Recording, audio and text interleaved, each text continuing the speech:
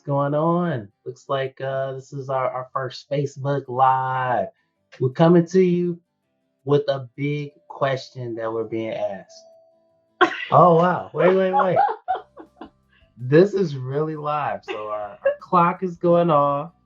I'm getting a silent call. Yeah, this is really live. All right, so we're going to give it 1 second to chime.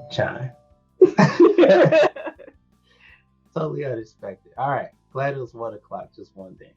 So a lot of clients, prospective buyers, prospective sellers, maybe you were thinking and wondering what is going on with the housing market.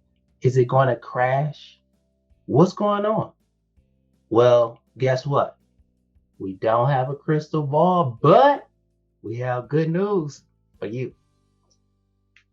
So, Sean and Christina here from Pretty Home Realty.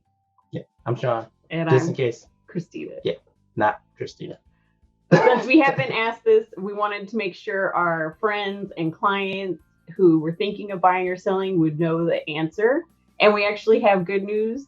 So if you want to know the answer, tune in tomorrow. All right, 1 o'clock.